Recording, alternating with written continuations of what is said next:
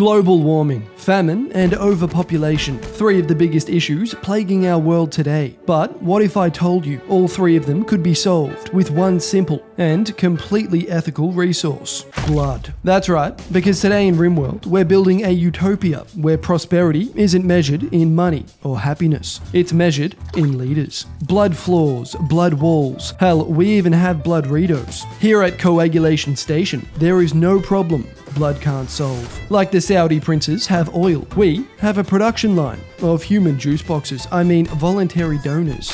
Now, don't be fooled. Some may say that this is immoral because it's a form of slavery and may result in death. I prefer the term innovation. Can we survive and build a paradise powered by the blood of our enemies? Or will famine, mutiny, and naked lunatics put an end to our dreams? Gentlemen, let's begin.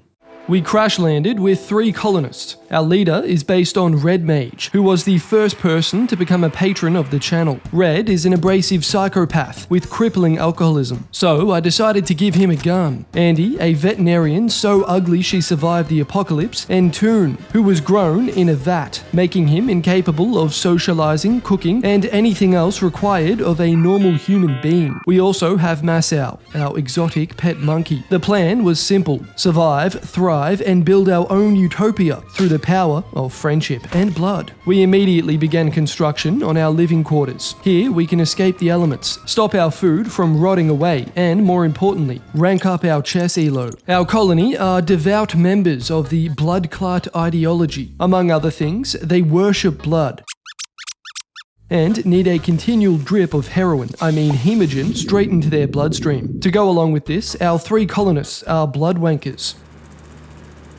Now that you've sat a while with that imagery in your head, it's actually a unique xenotype, which lets them spit blood and convert hemogen into steel, all for the price of a mild UV sensitivity and piercing red eyes. Now, this might sound a little bit like a vampire. However, there's one distinct difference. We are not attractive. We're also carnivores, and we'll only consume things that are dripping with that good shit. That means no farming. We finished construction on our 2nd building. Here we can research new technologies and cut stones to use as materials. Next on the agenda was electricity. We constructed a wind turbine that would help power our industrial endeavors. Surviving on the rim is no easy task, and every good colony has a good leader. Unfortunately for us, our inexorable leader for life was shivering and writhing in pain from withdrawals. This left him in a permanently bad mood, and to quote the man himself, "Everything pisses me off." At this point, we could finally name ourselves. Gentlemen, allow me to introduce Coagulation Station, home to Bloodcomb. Our starting meals were beginning to spoil, so I began construction on a fridge. To go along with this, I built a walk-in kitchen with a stove and a butcher's table. As we aren't allowed to grow our own crops, food was going to be the first major problem to deal with, outside of substance abuse. To get a head start on this, I sent Red down to take out his anger on a pack of deers. Toon was mauled by a cougar, which, on the bright side, meant we didn't have to go hunting today. Much like vampires on a vegan diet. For now, we'll have to survive off the blood of the local wildlife. Once we grow a bit, then we can start our production line of human juice boxes. Red's mood was tanking by the hour, and Andy's butt-ugly face wasn't helping the situation either. After a string of mental breaks, including one where he straight up murdered our pet squirrel, a squirrel I didn't even know we had, by the way, we decided to throw him in jail for some much-needed rehabilitation. And it worked wonders, if your definition of wonders includes collapsing into a full-blown catatonic state. Was it because I had him chained to the research bench and forced him to work for days? No, I blame this one on the beer. With our leader comatose, it was up to Andy and Toon to keep the colony going. Andy cooked day and night, while Toon tended to Red and built when he could. For once in his life, Red woke up without a half-eaten kebab on his shirt and a pounding headache. He was finally sober. And just in time, because a crazy woman was attacking us with a knife. Funnily enough, it was actually Red's birthday, and his one and only wish was to pummel someone's head in with a bat. We had captured our first prisoner. Until we had the materials to build a proper hemogen extractor, we held prisoners in a manual hemogen farm, carefully draining the blood from their bodies while they sleep. Our hemogen levels were getting dangerously low. If this number hits 0, our colony will resemble that of a communist state when the vodka runs out.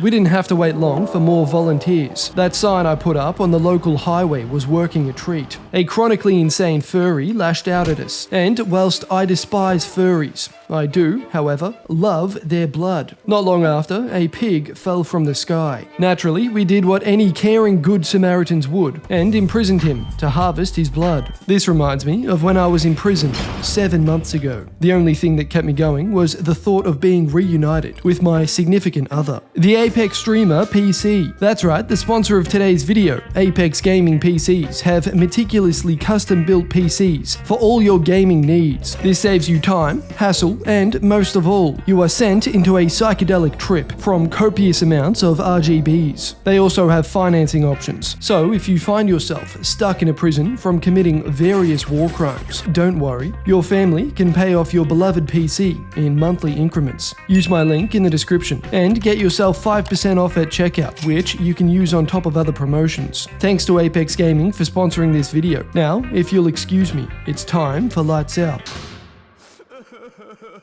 Despite a catastrophic wildfire, the colony was doing great. We'd even finished researching blood conbinement and had begun building structures from the blood of our enemies, with 3 prisoners ready and waiting to be juiced. My next goal was simple: build our first hemogen extractor. However, each one requires an advanced component, and the only thing harder to find than an advanced component when you actually need one is my dad after he went to grab some milk. So I began furiously deconstructing every ship chunk on the map and mining all the compacted machinery, only to later find out that these just give you normal components. At this point, desperation set in. Step 1, blow up a ship. Step 2, decrypt its transponder to bait another ship. Step 3, ambush and execute an incredibly pissed off Mechanator. And Step 4, deconstruct his ship. What did I get for all my hard work? More normal components. To vent my frustration, I turned my attention to a group of visitors passing through the colony. One of them had an incredibly ironic name. We chased down the old man who actually put a beating on Toon. It turns out he had unwavering loyalty and would never join us willingly. Emphasis on the willingly part, because he doesn't have a choice. With our prison full, we could put our inmates through our mindset enhancement program. Then we started construction on a defensive wall around the perimeter. And out of nowhere, we were offered 4 advanced components for accepting these toxic waste packs that would destroy the environment. I considered this an absolute bargain. So we got to work and built our first hemogen extractor, filled it with some leftover scraps of human meat, and after giving Waltz one last warm embrace, chucked him into his eternal slumber. We had our very first human vending machine, and with him, we'll produce 5 hemogen packs every 3 days. This slightly increased the frequency that our blood wankers could excrement steal. Despite our recent successes, with so many mouths to feed, we were beginning to run out of food, and the constant raids were starting to take a toll on our productivity. So we convinced Swell to join the colony. He was a pig-faced night owl who excelled at construction. Immediately upon joining, he butchered 2 mad hares. I think he'll fit in nicely. We also convinced Lucky to join the colony. I think what really pushed him over the line was seeing his one and only friend in a suspended state of hemorrhaging. He was an all-rounder,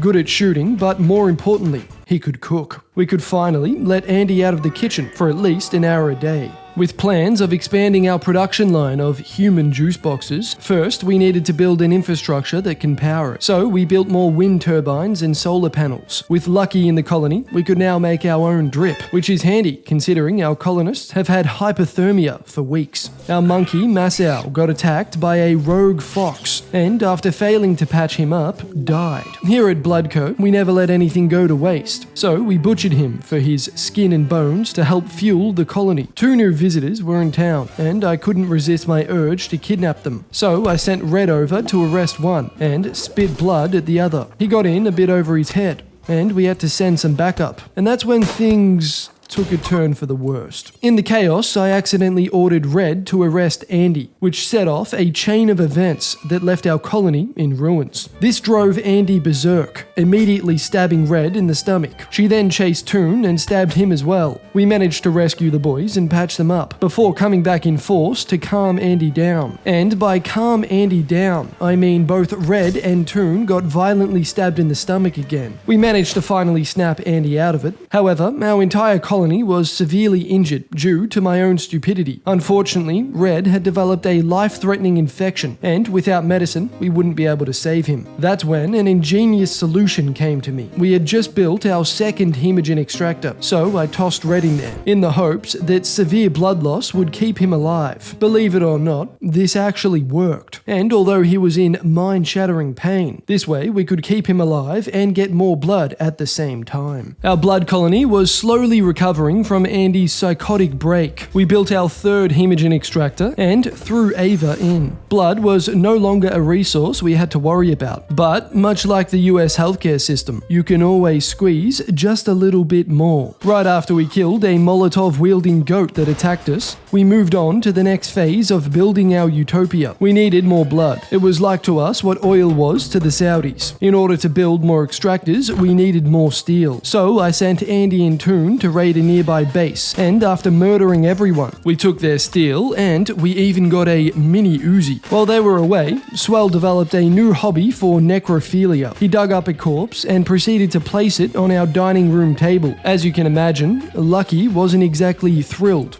at dinner. Toon got mauled by a megasloth. Then Andy projectile vomited blood to save him. This left Toon with a life-threatening infection in his right leg, and just as we got the hacksaw out, he had developed an immunity to it. Damn it, I was really looking forward to hacking off that leg. We built our fourth extractor and put our furry inside.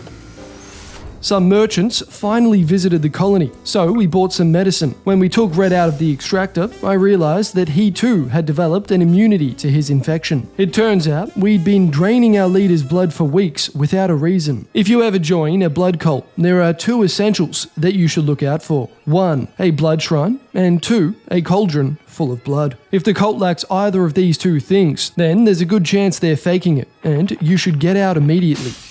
With Red fully healed and our last two extractors now filled, Bloodco had officially ended its growth stage and entered the Profit One. We continued on with our tradition of harming the environment for our own gain. This time we got a shiny new helmet from it. With all our hemogen extractors full, we were pumping out more blood than an Amazon warehouse during peak holiday season. And our steel defecation left us with a shit ton of steel. With more liquid gold than fucking Willy Wonka, I decided to go all in on the blood aesthetic. Blood floors, blood lights, and even some gourmet blood sausages. But my personal favorite, the Blood Rito. We refurbished our blood shrine, complete with a custom-made statue from Bloodcrete, forged at the blood altar. If you want to get absolutely wasted, then rewind the video 30 seconds and take a shot every time I say blood.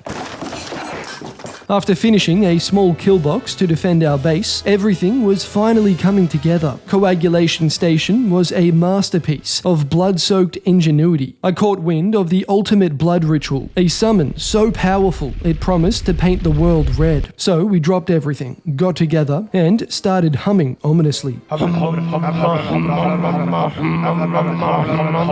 But instead of painting the world red, we summoned 16 nudist maniacs with one goal: to tear us limb from limb. We took our final stand on the walls of the kill box. Traps claimed a few of them, and the rest were funneled into a wall of bullets. We put up a good fight, but there were simply too many of them. They overran our defenses and slaughtered everyone. However, a mysterious man in black arrived just in time to save the day. Nope, he died too. All we could do was watch in horror as the utopia we built was torn down in front of our very eyes. In the end, I suppose it's poetic. After spending our entire existence bleeding others dry to fuel our dreams, it was only fair that we bled ourselves. Thanks for watching. Subscribe now and you'll get a Blood Rito. As always, a special shout out to all my patrons. Your support really helps the channel keep going. If you'd like to join the Patreon, then click the link in the description. That's all for this one. I'll see you in the next.